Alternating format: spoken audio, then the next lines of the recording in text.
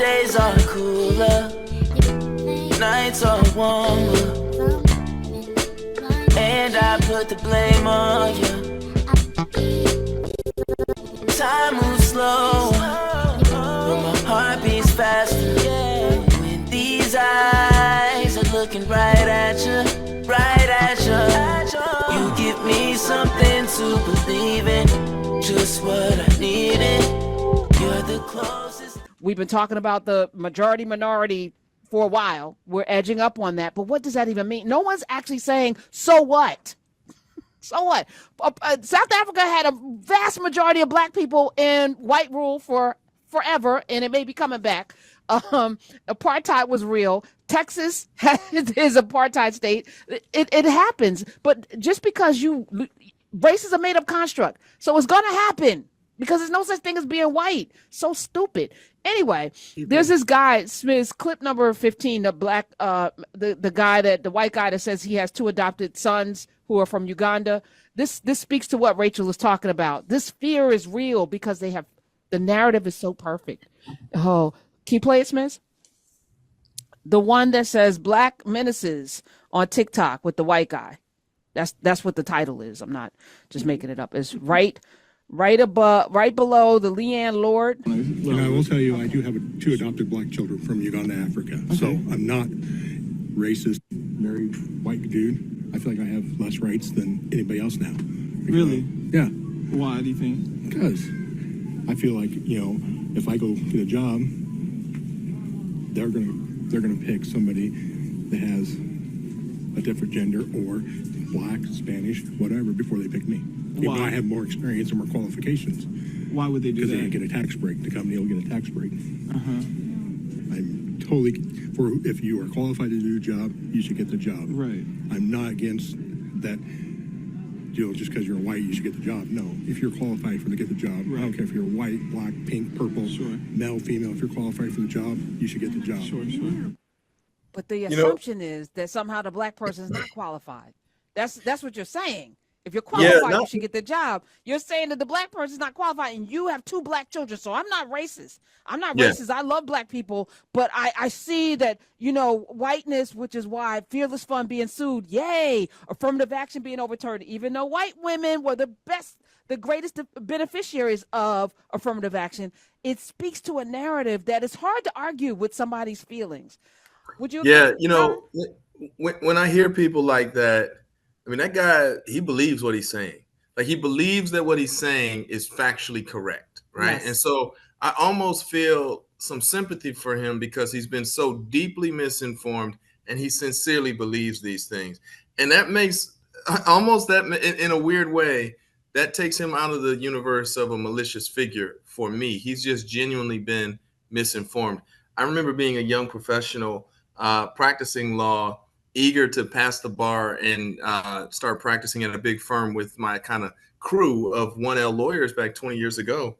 And some of them would genuinely ask me, Black folks don't have student loan debt because you guys go to college on scholarship and you guys go to law school on scholarship. Isn't that right?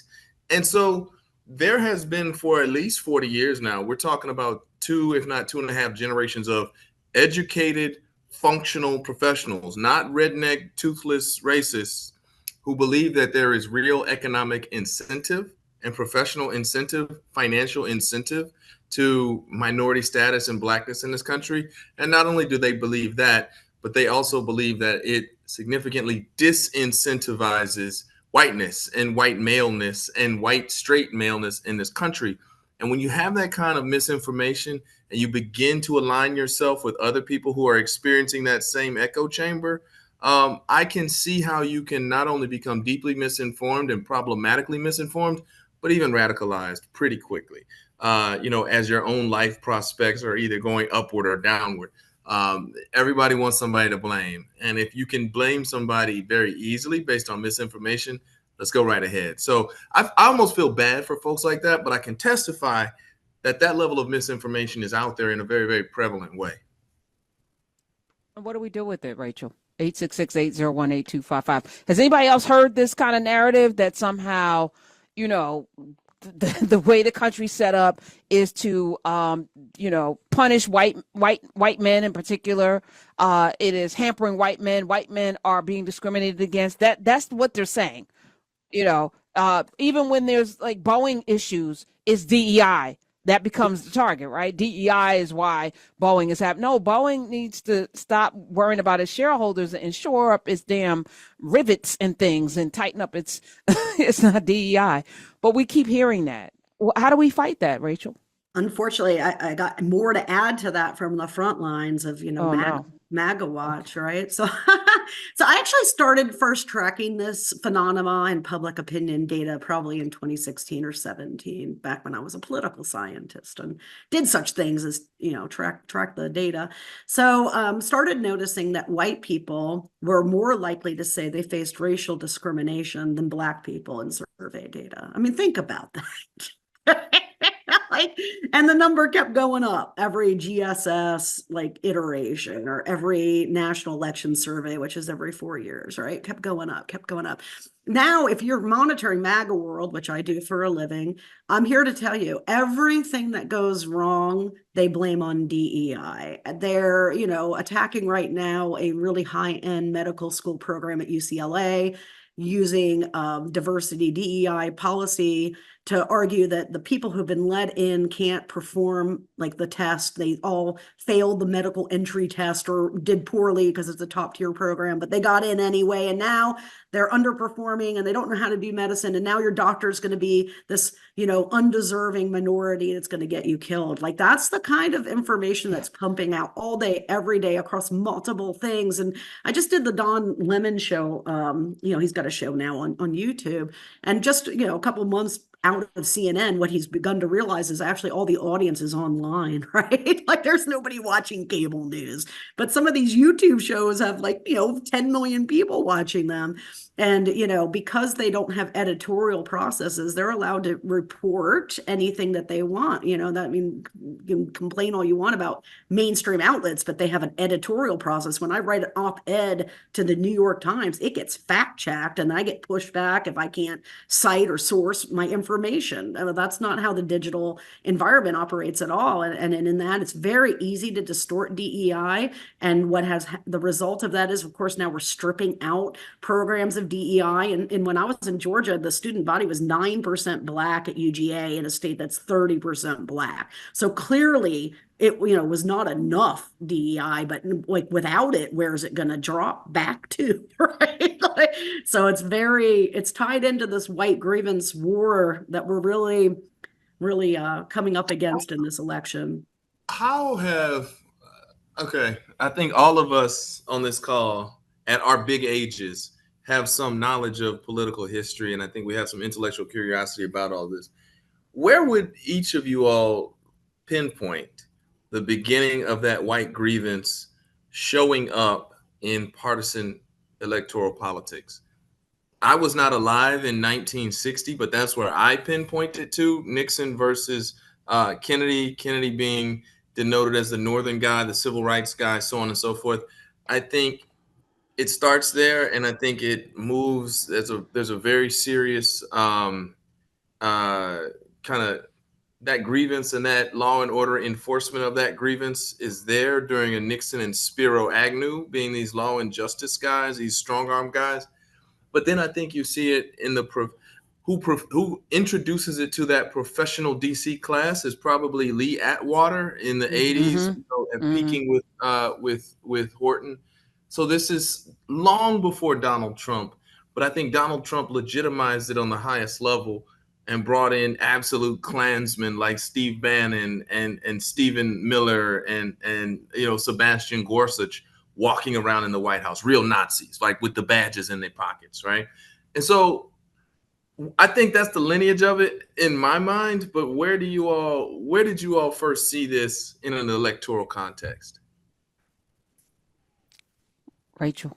Okay. I mean, my answer is going to be ridiculous, but absolutely true. So I'd rather you go. Well, if first. You're going with the founding, you're not wrong. Okay. Right. Yeah, that's right. Yeah. No, I was going to say, the abolition of slavery, because that's the only construct that people are willing to tolerate black bodies is in the building and servicing of white systems, right? So Jim Crow was a fix because Reconstruction, y'all, we were getting beside ourselves, building whole communities and running for office and winning and building, having power. Anything that looks like power. So Obama sent them into an absolute tizzy, right? Yeah. We're going to have this conversation. But Rachel, you please tell us. Well, Don's exactly right. I mean, yes. So what I'm learning, guys, I've been on this odyssey. I'm not a historian, but I'm an armchair historian. So I've been studying history stuff for 4 years now.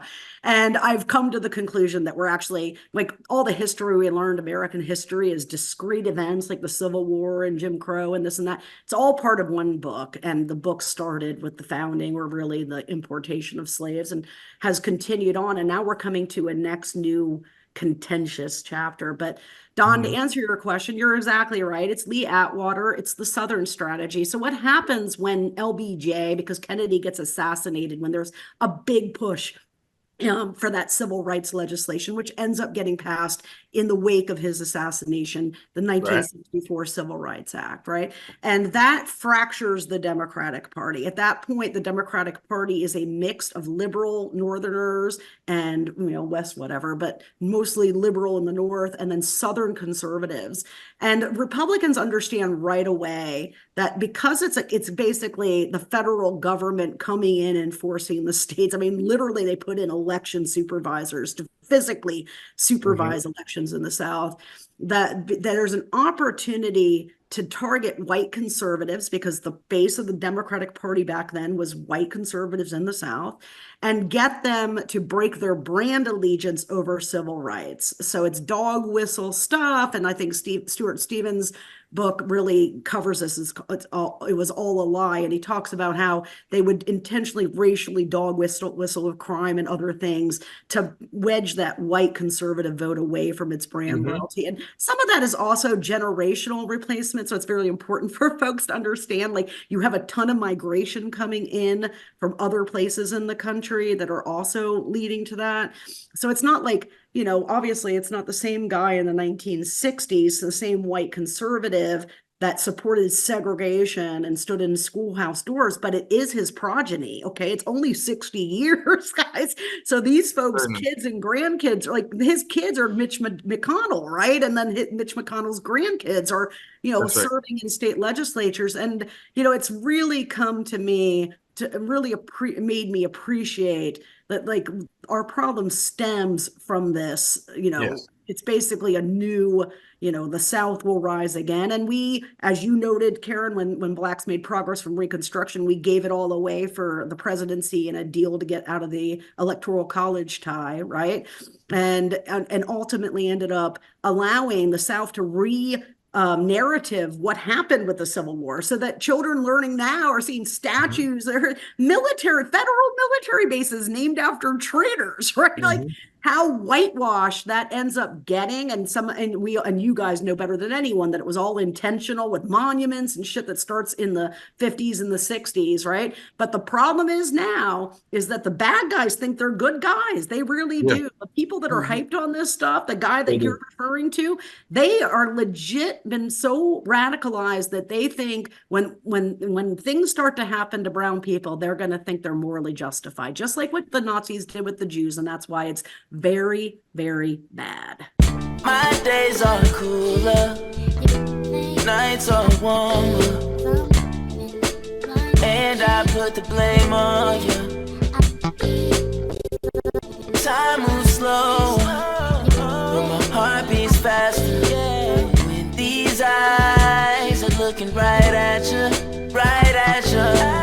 you give me something to believe in. Just what I needed. You're the closest.